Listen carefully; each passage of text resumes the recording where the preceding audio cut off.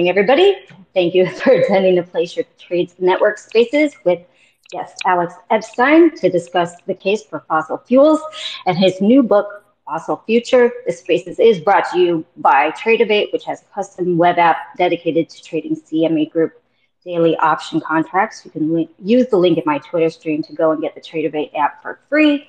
I also write a weekly blog on markets that you can find at placeyourtrades.com. And now to introduce our guest, if you don't know him, this is Alex Epstein. He is a philosopher and energy expert who argues that human flourishing should be the guiding principle of energy and environmental progress. He's the author of the new best-selling book, Fossil Future, Why Global Human Flourishing Requires More Oil, Coal, and Natural Gas, Not Less. He is also the creator of EnergyTalkingPoints.com, a source of powerful, well-referenced talking points on energy, environmental, and climate issues. He is widely recognized as a master of persuasion and debates on energy issues. He's spoken to dozens of Fortune 500 companies and dozens of prominent universities, including Harvard, Yale, Stanford, and Duke, his alma mater.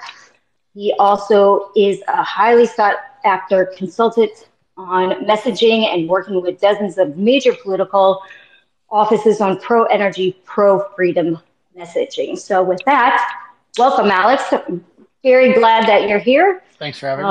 We talked about this quite a while ago, so let's get right into it. So you didn't come from an oil background. So can you tell the people that don't really know your background a little bit on you and how your thought process evolved and what led you to write your first book, The Moral Case for Fossil Fuels? Sure, I'll try to do it briefly. So I think that my original background was math science in terms of that was my strength in high school, and I went to one of the top math science high schools in the country. So I'm pretty numerate and comfortable with math and science type stuff, which has been helpful. But the main influence on me has been philosophy, and I really became obsessed with philosophy as a teenager, really because I think it is the fundamental science.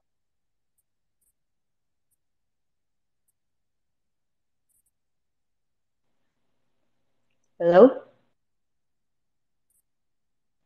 I think you cut out there.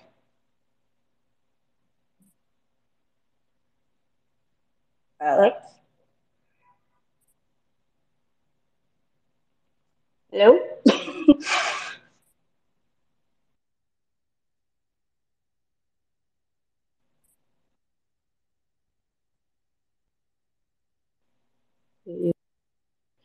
Hold on, let's see if I can get him back, you guys. Sorry.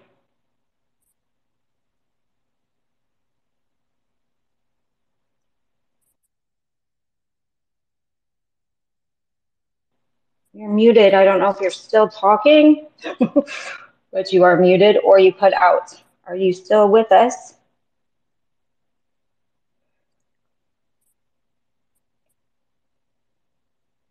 Hello?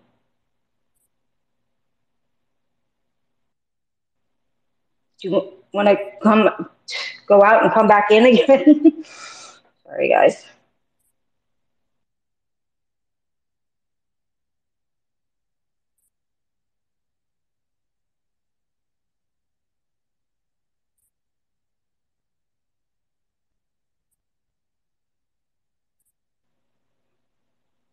Alex? Hold on, everybody. Let's see what happened. Damn him.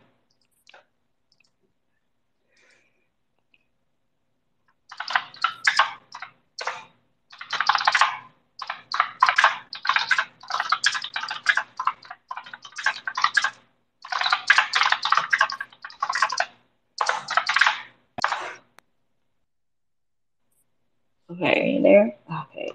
Oh, can you hear me? Did I cut out? Now I can hear. Yes, you cut out and then you were muted. Oh, no, I'm so sorry. So it was the Apple screen time thing that says I'm only supposed, because I don't usually use Twitter on my phone, so I'm so sorry. I disabled it. But where did I cut off? Okay. I gave a really complete answer to myself. I was like, what happened?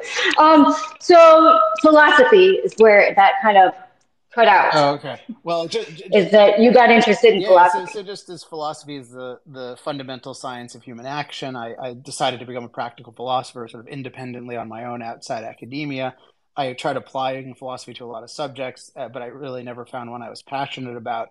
Then I found energy, and I found that fascinating because this is the industry that powers every other industry. And then I also found that I thought the thinking was very bad in numerous ways that we could go into, but the most blatant to me was that when we're thinking about fossil fuels and nuclear, we tend to ignore the benefits and exaggerate the side effects. And nobody thinks that's a good idea, but it's very, very common. And I talk a lot about today about how I think the denial of the benefits of fossil fuels has been the root cause of the global energy crisis because we're trying to get rid of this thing and restrict its supply or at least restrict its growth without taking seriously the unbelievable benefits. And so I became motivated to learn the truth for myself. Like, what would happen if given, I've the ability to understand these kinds of things? What if I carefully looked at and weighed the benefits and the side effects of fossil fuels? And that ended up making me much more pro fossil fuels than I expected. And then, after a while, it took a while because I started in 2007, but in 2013, I got this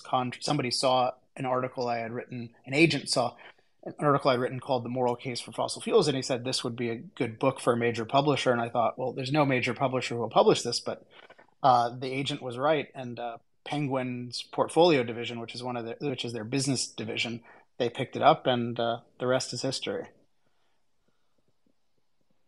Excellent. Thank you. So in your new book, we'll kind of start a little bit more broadly, but in your new book, you say that experts that say we must rapidly eliminate fossil fuels are operating on an anti-human, anti-energy framework, and how people need machines and energy abundance to flourish, or things can get chaotic. Can you kind of explain what you mean by that? Sure. So I'll start with the second half, which is just that people need energy and machines to flourish.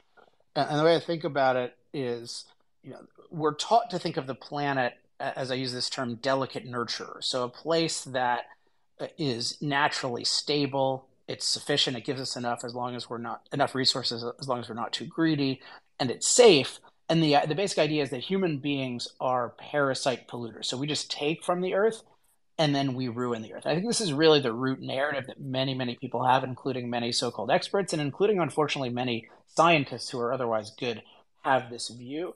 And then, so the view of human impact is very, very negative. And you see this around all over the place today, where human impact is viewed as negative. We're supposed to be green. We're supposed to be to minimize or eliminate human impact. And actually, Earth is not at all a delicate nurture. It's what I call wild potential. So it's naturally dynamic, it's naturally deficient in resources, and it's naturally dangerous. And human beings are overwhelmingly producer improvers. So we add value to the world. We create new resources. We turn useless raw matter and energy into usable resources. And then we're improvers. We actually clean up and make safer the naturally dirty and dangerous environment. We make the water much cleaner for ourselves. We make ourselves far safer from climate, which we can go into. Um, and energy is totally crucial to this because the way that we take this naturally deficient and dangerous planet and make it unnaturally abundant and safe is through productive work. And the only way we can do a lot of productive work, because we're naturally very weak creatures, is by using machines to amplify and expand our naturally meager productive abilities. So you take like a modern combine harvester that allows one person to do the reaping and threshing of wheat that would take 1,000 good manual laborers to do. Or so that's amplifying our abilities, but also expanding our abilities. We can do things with machines powered by energy that no number of us can do. So we can provide incubation and save babies' lives. No number of humans can do that. We can fly. No number of humans using manual labor and manual tools can do that. So it's really just energy and machines are the key to an abundant and safe world. And when I talk about anti-human ideas, there's this question of, well, given that energy and machines are so important and that fossil fuels are so valuable in such an enduring way, they provide still over 80% of our energy in a world that needs far more energy, why is the overwhelming focus on fossil fuels basically getting rid of them in the next 27 years? And my explanation for that is it's not ignorance on the part of leaders who should know better. And I point out there's this huge ignoring or denial of the benefits of fossil fuels. And then ultimately, I attribute it to two philosophical ideas, both of which are anti-human. So one is this delicate nurturer idea. And that cuts two ways. So one is that if you believe in the delicate nurture, you're going to be afraid of human impact, and so you always expect there will be a catastrophe looming. This is why we have all these false catastrophe predictions, which if you follow me at Alex Epstein, every day I have a new one of these under the hashtag catastrophizing. The delicate nurture makes you afraid of a high energy civilization. But the other thing is it makes you take for granted all the products of energy because you think, oh, the Earth is naturally a good place. So you don't realize how naturally bad it is for even a billion humans, let alone 8 billion. And then the other thing that's going on is that when people are looking at the world as a whole, which is what they're doing when they're thinking of energy and climate, the standard that they're using to evaluate the world is not actually pro-human. So I think when we're looking at the world as a whole, including the state of climate, our standard should be human flourishing. Is human flourishing becoming more prevalent, possible, or less so? But when people are looking at the world today, the overwhelming standard they're using is some form of lack of human impact. So the ideal Earth is the Earth that would exist had we not existed, or at least it's the Earth with the least impact. And you can see this with net zero, where the overwhelming goal in energy issues today, in terms of what governments commit to, what businesses commit to, what financial institutions commit to, is net zero CO2 emissions, which basically means rapidly eliminate fossil fuels. That's the ultimate goal. You notice these businesses overwhelmingly don't have goals about global energy abundance, even though we have 3 billion people using less electricity than a typical American refrigerator, nor are they setting goals about global human flourishing. Their whole goal is eliminate CO2 emissions. And what that points to in my mind is there's a real hostility toward human impact in our culture that's been growing and promoted for the last 60 years or so. And it's just currently manifesting in CO2 as the satanic gas that we need to eliminate at all costs. But even if you're significantly concerned about CO2, it makes no sense at all to make that your overwhelming goal. And I think that is, at most, it's a means to the end of human flourishing. And I think the fact that it's so preeminent shows that we're really in an anti-human impact culture right now. Yeah, and on that CO2, I mean, you have stated, I mean, you're not like a man-made CO2 denier or anything like that. You said, yes, we have man-made CO2, but you talk about climate mastery and the good effects of increased CO2. So can you expand on that a little bit? Definitely. And so I really want to stress this issue of when we're looking at the world, what is our standard of evaluation? So how are we measuring good and bad? I think if you look at the world from a pro-human, what I would call human flourishing, which means humans living to their highest potential standard, so human flourishing standard, you have to conclude we are currently in a climate renaissance. Why do I say that? Well, because human beings have never been better off with respect to climate. Most dramatically, we have had an incredible decrease in the rate of death from climate-related disasters like storms and floods and extreme temperatures, et cetera. And the overwhelming cause of that is what I call climate mastery, specifically the ability to use energy and machines to neutralize climate danger. So there's heating and cooling, which people really underrate, even though they save millions and millions of lives a year. But there's also things like building sturdy buildings, which takes a lot of energy. And there are weather warning systems. And most significantly, I think there's modern irrigation and crop transport, which have prevented countless millions of deaths from drought. Drought used to be the leading climate-related killer. Now we have drought-related deaths down 99% in the last 100 years. So it's really important that we're living in a climate renaissance, and yet it's viewed as a climate crisis. So I think part of this is we're evaluating the state of climate, not by a human flourishing standard, but by an anti-human impact standard. So it's just viewed as, oh, well, we've impacted the climate, which I think is true, so it must be bad. But this is a very, very deeply hostile view toward humans. I think if you look at it from a pro-human way and you look at the benefits of fossil fuels, what you see is overall we're much, much better off climate-wise and everything else-wise because we're using fossil fuels to master the climate, more broadly, master the naturally inhospitable environment on this planet. Absolutely. And so how did we go from, if we talk about this kind of anti-human messaging and kind of, how did the West basically go from, concerns of energy, say, security back in the 1970s to energy is bad right? And meanwhile, the rest of the planet, or I should say the West in particular, because the rest of the planet is still concerned with energy security, particularly emerging markets. Um, and, and this might tie into my next question is, can you talk about kind of like, I've heard you talk about how we're in an energy regression for the first time. Can you kind of talk Yeah. a little bit about both of those? I don't know if you want to do that separately or Well, let's talk together. about they're very related. So it's very notable that you mentioned that there used to be a focus on energy security, and this was particularly true in the 70s and 80s when you had multiple oil crises in particular, and that was very fresh in people's minds. So this is not I think the main thing, but it's not a non-trivial thing. Is just there is the short memory problem and just the generation thing. So I was born in 1980. So like absent having studied energy extensively, I wouldn't have been viscerally aware of the prospect of an energy crisis. I think it's very similar to inflation that people experience, where it just sort of seemed like, oh, that was something that happened in the 70s and early 80s, but that can't happen anymore. So we can do whatever we want. And it's not going to happen. And that makes no logical sense, but it's just not an immediate thing. Whereas now what's happening is with both lack of energy security and inflation, we're experiencing that you can really you can have huge problems in those respects, and that's why they're becoming top of mind. But I think that the deeper reason why they're out of mind is that this anti-human environmental philosophy really started spreading in the late 60s, but really 70s and 80s. And it was really a concerted effort. And this is, I don't believe in unfounded conspiracy beliefs, but it was very clearly documented in the late 60s and early 70s that the anti-capitalist left in America was looking for a new cause. Championing communism didn't work too well once people learned about the failures of communism and the poverty that communism caused. And then for a while, they had this anti-war cause, like, oh, we're against the Vietnam War, which the Vietnam War is a debacle, but that was kind of their thing to focus on.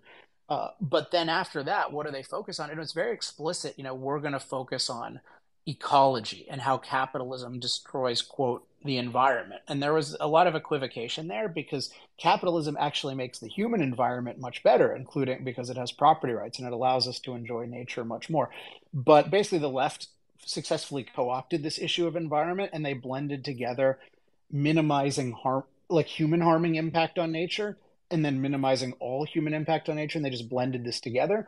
And I think the core of it is really minimizing all impact on nature, which is really harmful to humans. But they spread this idea that we should be reducing or eliminating our impact, and they spread what I call this delicate nurture assumption. And they really ingeniously took over the schools. And so when I was in school, we got this, and everyone gets this. And so you have somebody like Greta Thunberg who just takes it for granted. Of course, we should be, quote, saving the planet from human beings, from our evil impact. And of course, our evil impact is ruining the earth, even if the earth has never been more livable for human beings. So it's really this anti-human environmental philosophy, and in Fossil Future, I call it the anti-impact framework that has saturated the thinking of everyone, what I call our knowledge system. So the people and institutions we rely on for expert knowledge and guidance are just saturated with anti-human environmental philosophy and don't know it. And mostly don't know it. Some of the leaders know it, and I think they're more malicious, but I think a lot of people just don't know that they've been taught to think about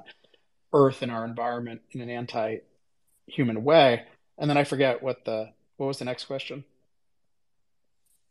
The next question was, we're in a that was I was just going to add, that's kind of like when Airlift came along, right, with the Well, population he's bomb kind of book. he's what I It call a was a designated expert. Yeah, so he's somebody who is treated as this is a spokesperson for all experts. And what's notable about him is so he comes on the scene really, really heavily in 1968, I believe, with the population bomb, which is distributed to millions and millions of people, I believe, by the Sierra Club.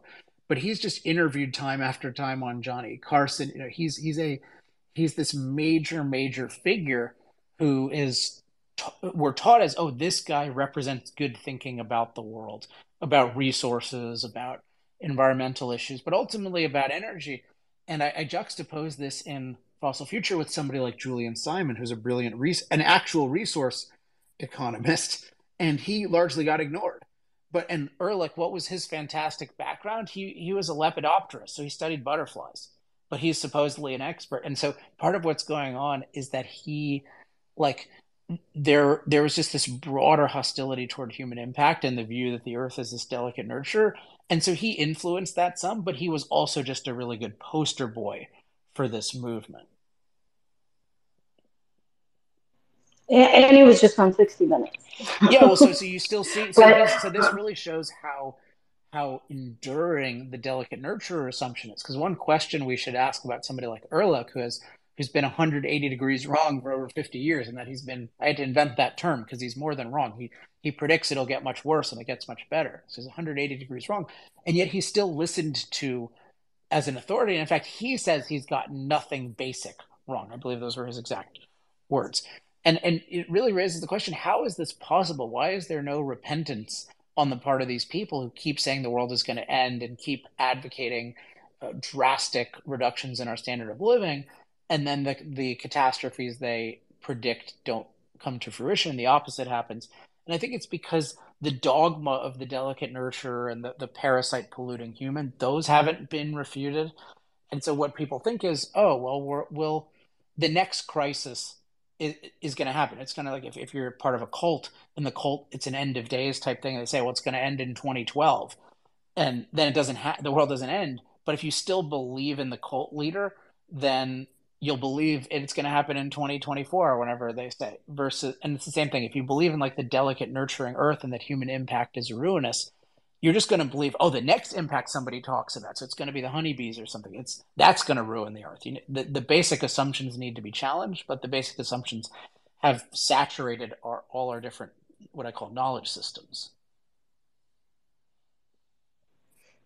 Yeah, exactly. And then the second part of my question was basically, being the West being kind of like being in kind of energy regression for the first time. I mean, look at what is happening in Europe and the energy crisis that we're creating.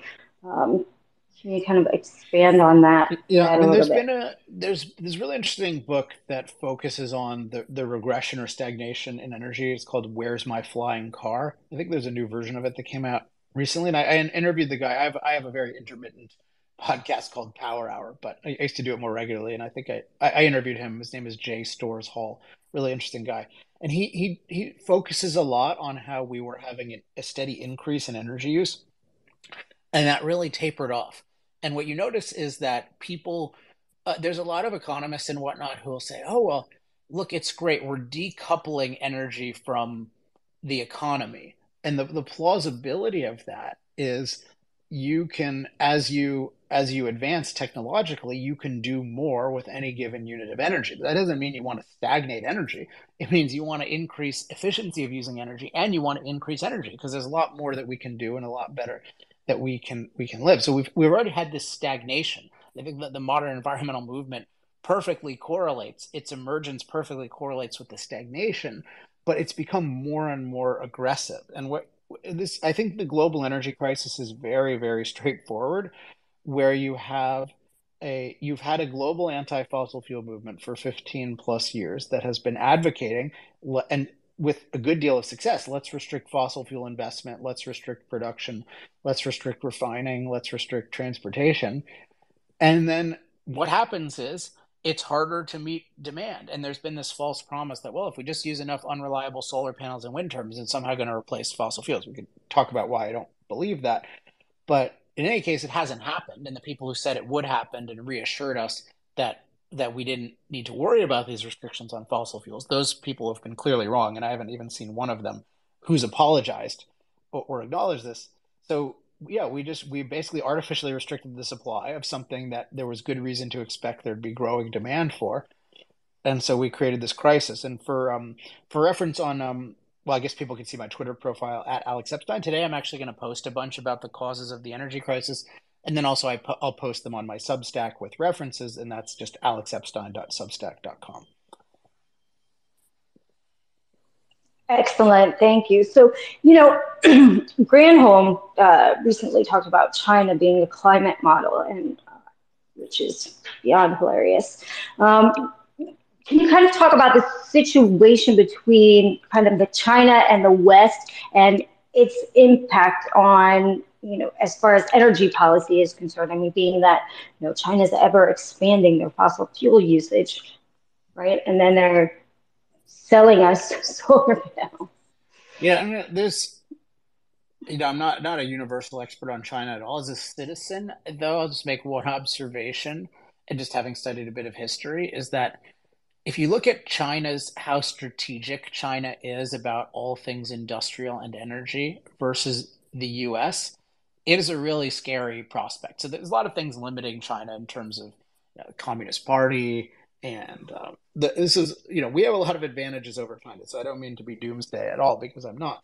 But if you just take the realm of industry broadly and then energy in particular, China's very clearly has a strategy that lends credibility to their goal of being the world's superpower by 2049. And you just see with us, I mean, they're focused on, okay, let's control the rare earth supply chain. Let's have a Belt and Road initiative where we're working with all kinds of different countries around the world, including in Africa, so we can leverage their resources and have security with them and utilize them in different kinds of ways. In the meantime, we're just trying to lead the world in, hey, let's get off fossil fuels as soon as possible. And also, let's make it almost impossible to develop anything in our country.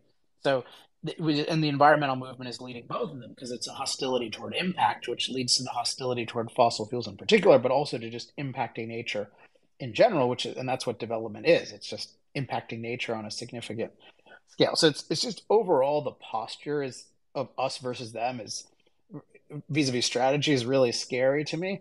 And then the specifics that I know about energy make it even worse. Their industrial electricity use is 5 times ours, which really points to how much opportunity we've lost to become a leader in manufacturing. They're overwhelmingly coal powered. That's a lot of how they produce solar and wind that we're buying. As I mentioned, they control the whole rare earth supply chain far more than Russia has control over oil and natural gas. The idea of solar and wind, that's going to make us secure.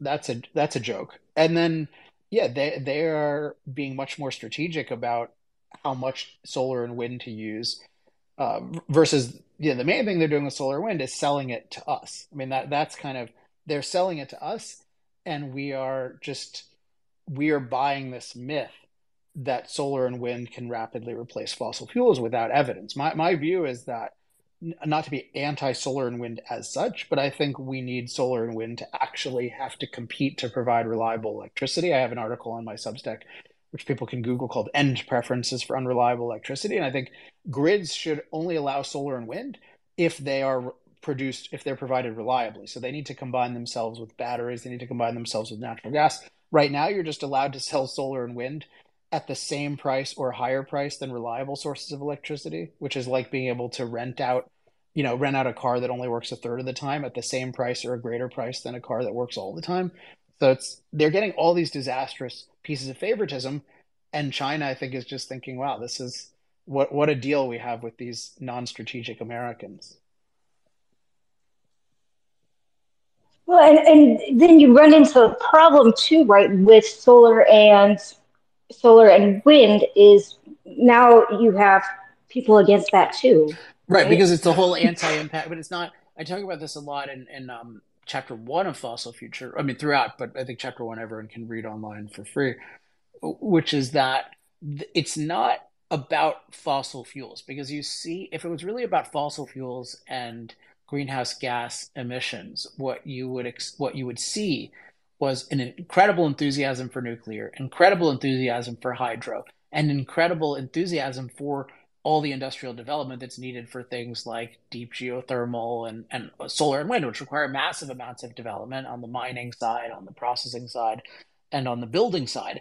And yet, what you see is there's, with all of these things, every form of energy, there's hostility, and the hostility always manifests in some form as it has too much impact. And so this is further confirmation of the idea that we have an environmental philosophy that prioritizes reducing or eliminating human impact over advancing human flourishing. So that's why it's that's why just everywhere energy is being stopped by this idea that impact is bad. And kind of moving on a little bit to, EIA's net zero 2050 plan. Where does that uh, leave us? I mean, I don't, do you think that's even possible? What are the My short answer, hurdles? What is it? my short answer is it leaves us dead. Sure. So this is, I think I get asked this a lot, like, is it possible? And the easy way to answer that is no. But I think I think this question as it's put in the culture, I'm not talking about you're asking of it, the way it's put in the culture, I think is revealing because notice what it's saying. It's like, okay, our goal is we want to get net zero. That's the thing we should be focused on. And then is it possible, which technically just means like, can we do it somehow? And we don't really care too much about the details. But my point is, if you care about human life, the cost of energy is an incredibly crucial variable. So the question is not, can you do something somehow, but how does this affect the cost effectiveness of energy, which affects everything, which affects the well being of everyone on the planet? And I think from that perspective, these net zero policies, and not just net zero, which is impossible, but I mean, absent, let's just say, absent incredibly, incredibly cheap CO2 capture. That's, I think, the only way you could imagine. We're nowhere close to that. But it's really like, if you look at the direction of this, obviously it's making things much more expensive because if these things, policies were actually making things cheaper, energy would be getting cheaper. And also, they wouldn't need to centrally dictate it. So it's so revealing that everyone says, oh, solar and wind are so cheap. They're so great. And then, oh, yeah, we need $400 billion of taxpayer money for this quote unquote Inflation Reduction Act. And we need solar and wind to be able to sell, they need to have the right to sell unreliable electricity, not like they get all these amazing, and we need mandates of them and we need even more subsidies of them. So it's just it's these plans are obviously not making energy cheaper. And even on a small scale, they're making it more expensive and less reliable and centrally dictated policies that are deliberately excluding your most cost effective option today, fossil fuel, like they're obviously going to make things worse. Now, in terms of, 2050 net zero, that would be the apocalypse, in my view, if you actually could force everyone to do that. But obviously, you're not, most people or a lot of people aren't doing it. So we have China, which has more coal capacity in process of building, which each plant is designed to last 40 plus years. Like they have more in process, just new stuff, than we have existing coal capacity. So the rest of the world is not going to do this. But so it's not just yes, net zero to try to do that, to actually take the actions necessary would just shorten billions of lives dramatically and make just it would be the apocalypse. I mean, we would experience it as the apocalypse. It would be just global poverty if that actually happened, which it couldn't in practice. But what can happen is the kind of regression and suffering we're seeing now. And that leads a place like a once wealthy, competent place like Europe to be afraid of winter, like it's Game of Thrones. And this is just the beginning. The net zero movement hasn't even reduced the supply of fossil fuels yet. They've just reduced the growth. And yet it's still catastrophic. That's an excellent point. So, what are, can we change this messaging? I mean, what are the hurdles in messaging? Because, anytime you mention fossil fuels, everyone's like, no, you have banks everywhere deciding that they're no longer going to fund fossil fuel projects anymore. And they're phasing out that funding before we have real alternatives, that can be a stable baseload for power. And so, is it possible to change Yeah, the message? What are definitely. So I think it's a couple of things here, and this is discussed extensively in Fossil Future, where I'll just give some high points, and then I'm going to refer everyone to energytalkingpoints.com, which basically gives you everything you need to do this in practice, and it's all freely available. But I think there's two things I want to say in terms of the posture of the argument and then the framing of the argument. They're related, but the posture of the argument. So notice my book titles are The Moral Case for Fossil Fuels and then Fossil Future, Why Global Human Flourishing Requires More Oil, Coal, and Natural Gas, Not Less. Notice both of those are positive. So, and I think that's distinctive in the field to say, actually, this is a good thing.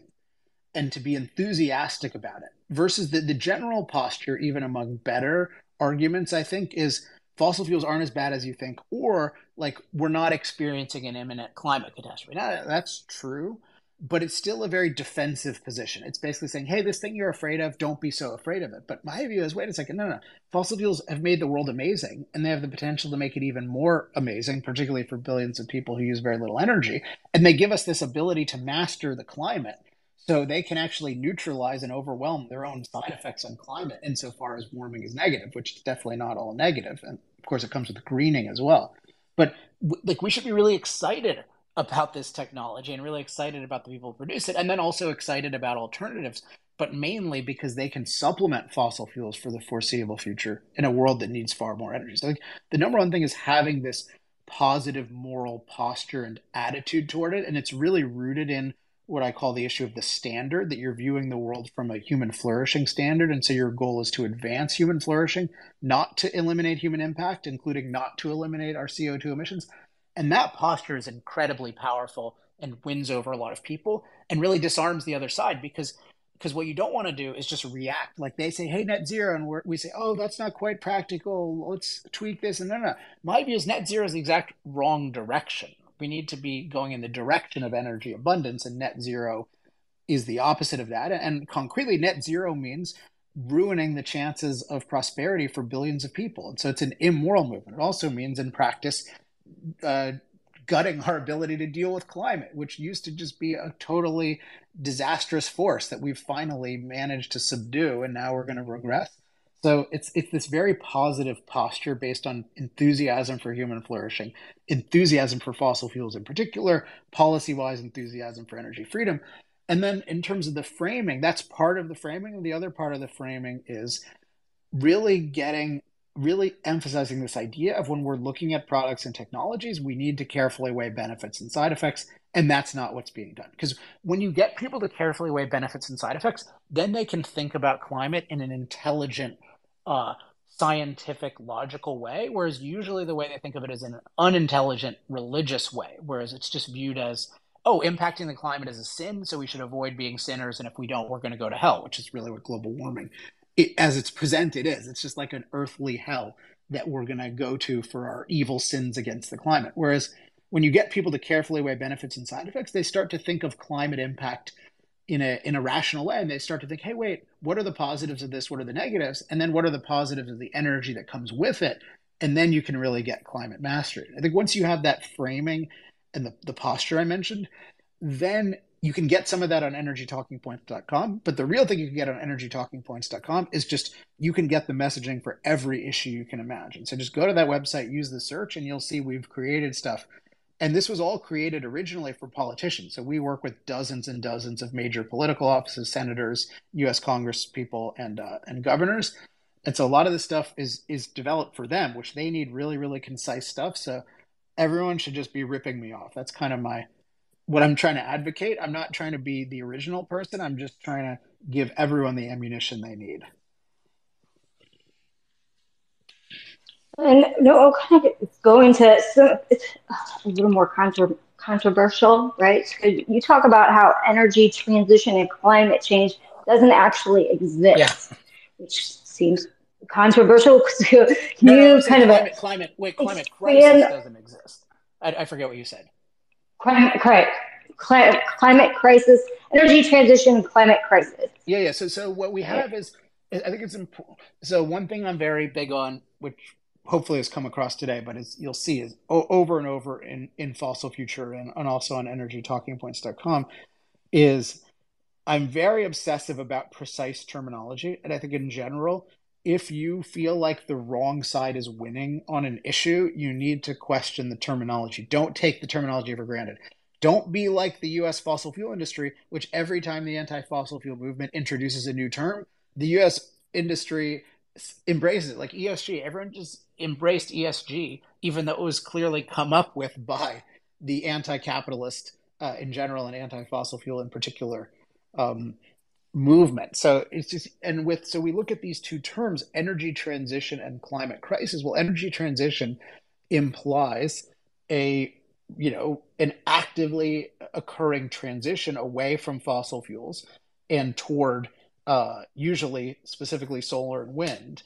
That's usually the focus. And so one thing is morally, we should not be advocating this because, as I mentioned, it'd be bad for human life to try to do this on any kind of near-term timetable. It's also bad to focus on solar and wind in particular. That's a ridiculous prejudice. You should be totally open to nuclear. I totally disagree that renewable is an ideal. It's an imaginary thing anyway. Nothing is renewable.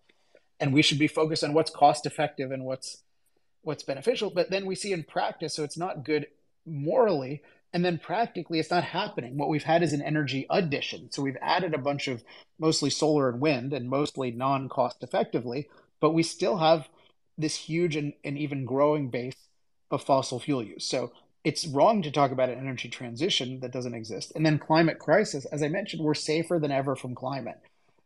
So how can we be in a climate crisis? We're more accurately in a climate renaissance. But you see all the news institutions just they've used the terms climate crisis and climate emergency as their default noun their default nouns to characterize climate. And it's this totally unethical and indefensible thing where instead of arguing that there's a crisis or an emergency, they just take it as a starting premise, as if it's observable.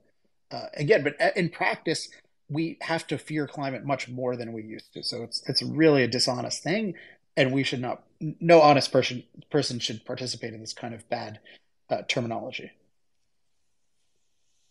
Yeah, I mean, you have some charts kind of on, deaths on, that have been caused From climate by disasters. climate, right?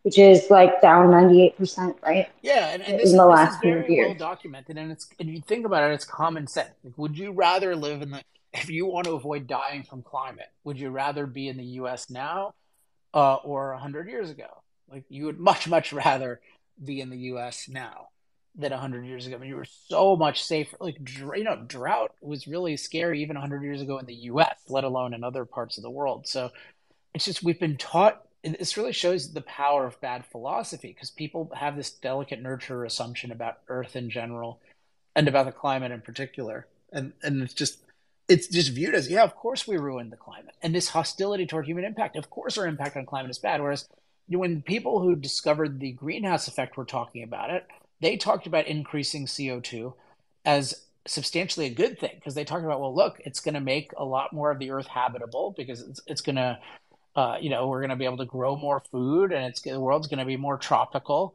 and that'll be nice. And so the way to think of it is you don't only think of it that way, but you have to think of it in a really measured way, a really even-handed way. And then most importantly, recognize, well, if we have energy, if we have a lot of energy used, then we can master any climate. And if we don't have a lot of energy, we'll suffer in every climate. It's really that simple. So can you go into a little bit more about what you mean? Because you mentioned that a lot in the book, of climate mastery. Kind of explain that Yeah, a little sure, more in sure, sure, depth. sure. So the the way I think of climate is it's naturally it's naturally dynamic and dangerous, and it's also diverse. I mean, so you can think of it. I like having alliterative things. So you can think of it as it's presented as sort of stable, singular, uniform, and safe, and it's actually dynamic, diverse, and dangerous. Maybe I'll start off with danger. So just every climate in the world has a lot of danger to it in its natural state because just it's very variable type of thing. Our bodies are not acclimated to that wide range of temperatures, and so we have in certain places we have winters. It can get too hot, it can get too cold.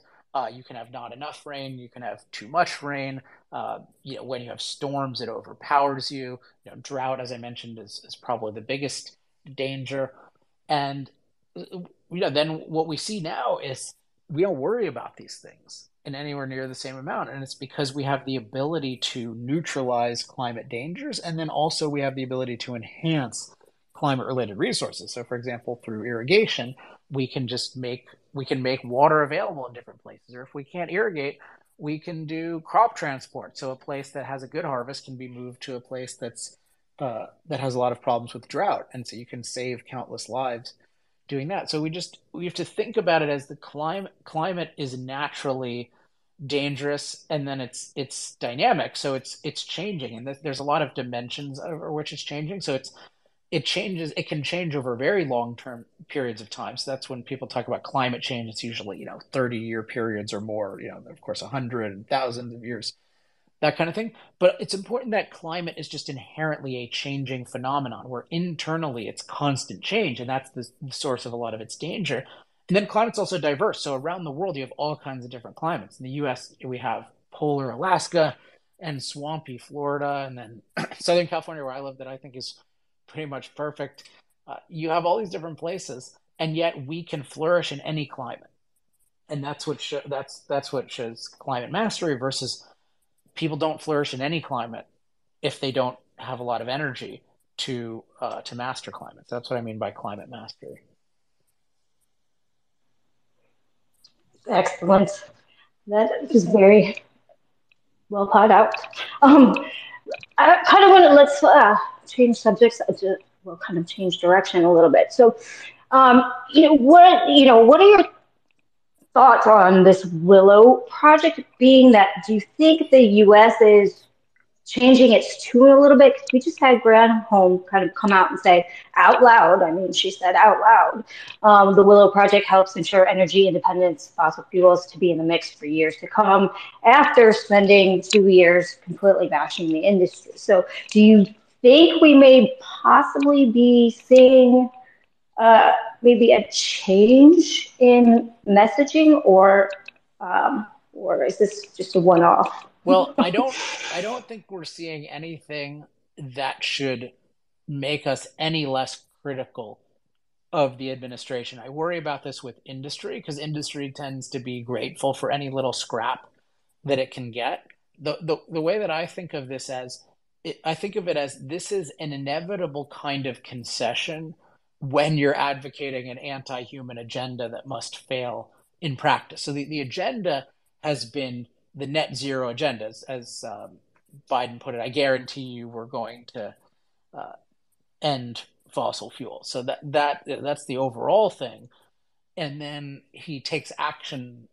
He takes immediate action to reinforce that in terms of no Keystone XL pipeline. And think about the message that sends when you have this thing that's been in limbo for well over a decade, it's a multi-billion-dollar project. You just say, "Oh no, this is gone." Like, what does that do to investment in all sectors of the industry? You see that you have this ban on leases on federal lands. You very quickly start sicking the SEC on people and making that a policy. Every agency they have this what's called whole of government approach to climate, but in practice, approaching climate just means having hostility to fossil fuels. So you've had this, and what was bound to happen at some point is, well, if you're suppressing the supply of fossil fuels and there's still the demand, and the demand will grow, particularly once you have this once you're out of most of COVID, which is this artificial suppression of demand. Like, you're obviously going to have price problems, and the American people and people around the world don't like price problems. So what you've had is this ridiculous thing where they're obviously suppressing the supply, but they claim they've done nothing to suppress the supply. And the stuff I have coming out today at alexepstein.substack.com will go more into this. So it's inevitable that they were going to have to walk the stuff back. And so Willow Project is, they allowed drilling, but only on some of it. Just for context, the first leases were sold on this in 1999. So this just shows how anti-development our whole system is. So I don't, and it's also arbitrary. So nobody knows what, even the fact that you're asking this is revealing, like, hey, what is this signal? We want to be a country where we don't need to worry about people's feelings and power. We need to have actual laws that allow people to do what they want, to have freedom, as long as they're not violating the rights of others. But instead, so it really is like, I was on Fox Business the other day and I referred to him as King Biden, but it really has that feel of it. Oh well, will the king favor the next project? Who wants to invest in projects based on whether a king favors them? Particularly a king who clearly ultimately wants to get rid of them and will only pretend to support them insofar as he feels like his electoral prospects or his party's prospects are at stake. All good points. I agree. um, and then let's talk about, you talk about catastrophizing a lot It's all over. If you guys go to his Twitter feed, it's all over. So can you kind of, because that's kind of a big theme. Can you go over that a little bit and kind of dispel some of those myths? Yes. So catastrophizing is a term I use. I have posts every day. They feature some prediction about the world that has clearly come false. So, one that I'll invoke a lot is John Holdren, who was President Obama's science advisor in the mid 80s, predicted that up to 1 billion people would die of climate related causes by 2020. And in fact, we had record lows in climate related disaster deaths, and we continue to. So, what the catastrophizing is it's an explanation of why these predictions come false, and usually, as I mentioned before, 180 degrees false. So usually it's the world gets better and they predicted it got worse. Just it's not just that it didn't get as bad as they said. And the reason I call it catastrophizing, which I think is most often used as a term in psychology, is it captures that there's something mentally wrong with it. And there are two elements. I discussed this in chapter 2 of Fossil Future. There are two elements of catastrophizing. So one is that you look at some impact of ours on nature and you dramatically overstate it. So with climate, you'll have people say, well, the Arctic will be ice free by 2022 or something. That's like you overstate it. So even if there's less ice, you're dramatically overstating it. So that's part of catastrophizing. But the biggest part of catastrophizing is you ignore our ability to master any adverse impacts on nature. So I'll use the example of drought. One element would be predicting predicting more problems with more challenges with lack of rainfall than actually existed. But then the other part would be ignoring our ability to irrigate, ignoring our ability to transport crops. And that's what really leads to these totally wrong predictions. Like, oh, we're going to run out of everything. And then we don't at all because they ignore human beings' ability to master nature. So with resources, they just look at how much we're taking from Earth, so to speak, but they don't look at our ability to create new resources, including to change how we get different kinds of values delivered. And you see this over and over and over with like peak oil type stuff. Although I will say that of the environmental predictions, I find the running out of resources ones to be more plausible because it's like the idea that climate is just going to ruin us and it's going to become this devil climate. I think that's really implausible. The running out of stuff that scares me a little bit because it has this element of a self-fulfilling fallacy. Like if you believe, oh, we're going to run out of it, and then that leads to more hostility toward it, and then people restrict it, then you can run out of it. I think this is why people have made a lot of money in energy investing, in part because all this hostility toward energy, particularly fossil fuels, leads to artificial suppression of supply. And I'm not an energy investor at all myself explicitly because I work with a lot of elected officials, so I do everything I can to avoid conflicts of interest. So I don't advise people to invest in energy, but I more importantly, I don't invest in it myself. But just as a citizen, it's scary to look at like the hostility toward energy, especially fossil fuels, given the value of it going forward and just the people making these decisions. I mean, I really get scared of supply issues in the next decade or so. I think anybody up here that's kind of an energy investor feels exactly the same way. I think it's going to be a major problem. Do you think that? I mean, given that this is been this ongoing narrative for 50 years or so, I mean, is it again, is it going away? Is it something that we can fix? I mean, you have like the Davos crowd, and you've seen like Kerry and Gore speak, and they seem to be very predominant voices these days. I mean, but is there any way to kind of U-turn this? I think so. So I'm really trying to lead the U-turn. So I tend to be optimistic about this kind of thing. I think the two assets we have right now are, one is we do have much greater interest in this issue / openness to changing minds on this issue now that there are these global energy problems, because whenever you have a crisis, people question are much more likely to question the establishment. So I think that's a big opportunity.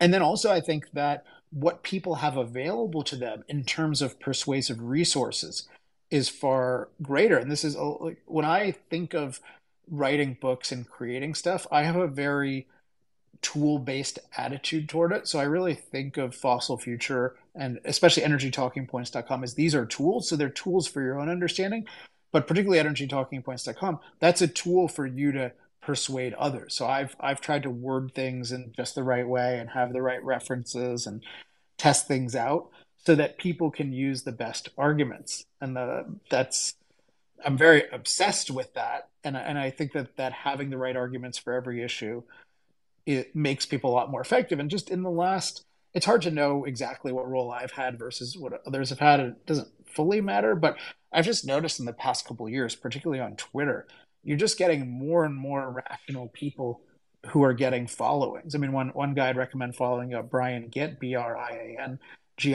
He's not paying me to say this or anything like that, but he's somebody who's come up over the past couple of years, and I know has at least been somewhat influenced by me.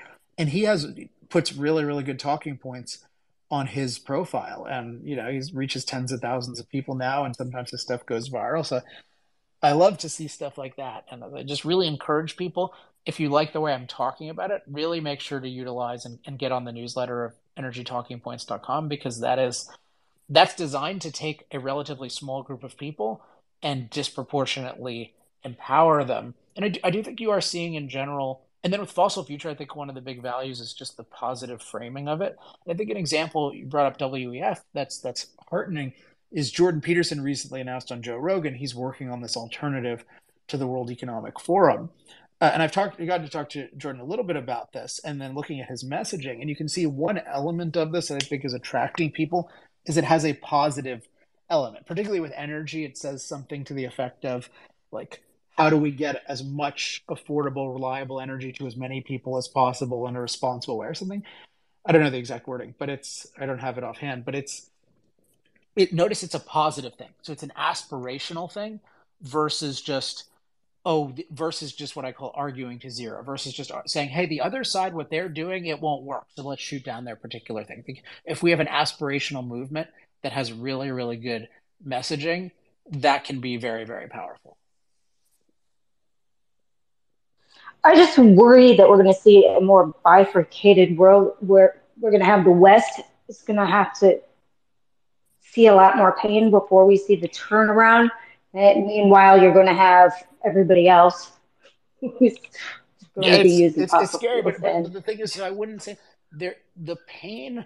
Like an aspiration is, let's make the most educational impact per unit of pain as possible, because it's not, the pain sucks in all dimensions, except it can be educational, but it's not necessarily educational. So it's very possible to have a crisis and for people to draw the wrong lessons from it, particularly because usually the crisis is caused by the establishment, and the establishment wants to stay the establishment. So you can see with energy, all the people who've restricted the supply of fossil fuels, they're just pretending they didn't do it, or they're pretending it was irrelevant, and say, if only we had restricted fossil fuel use even more and forced renewables even more on you, like Germany, I guess, like that would have been some amazing thing. So no matter what, we need the best messaging and arguments possible. And I wouldn't advise anyone to wait for more pain. I think we've got plenty of pain, but we just need to educate people more about it. And really, the theme of my Substack today is, whenever you have a crisis, the right people need to be vindicated and the right people need to be implicated. So those of us who've been for fossil fuels, for energy freedom, we really need to say, yeah, we've been vindicated.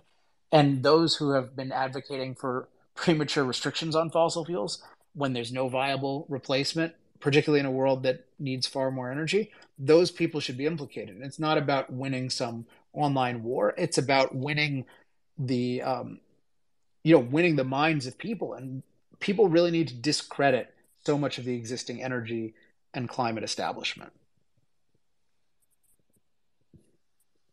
And we're coming up on the hour. I don't want to take too much of your time. Do you have any final thoughts or something that you'd like to add that we didn't cover?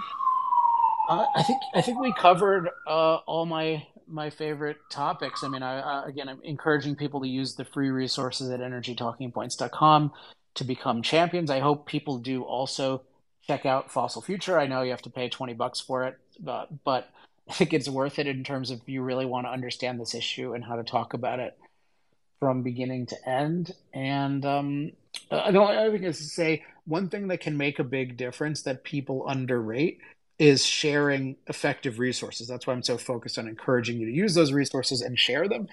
And then, in particular, one of the most effective ways of sharing powerful resources is share them with influential people. So, to the extent that you know influential people, or you know of shows and stuff like that, like it's amazing how much impact I'm able to have just because other people are recommending my stuff to influential people. So, if you like my stuff, I'd encourage that path in particular. Excellent. Well, thank you for spending an hour with us, Alex. Everybody follow Alex at Alex Epstein on Twitter. His book, again, is Fossil Future, Why Global Human Flourishing Requires More Oil, Coal, and Natural Gas, Not Less. And his Substack is talkingpoints.com. Is that right? Well, you can get to it alexepstein.substack.com or energytalkingpoints.com. You can sign up. All right, perfect. Well, thank you, Alex. And place your trade so you don't miss any episodes. And with that, I will see you guys next Wednesday. Have a great day, everybody.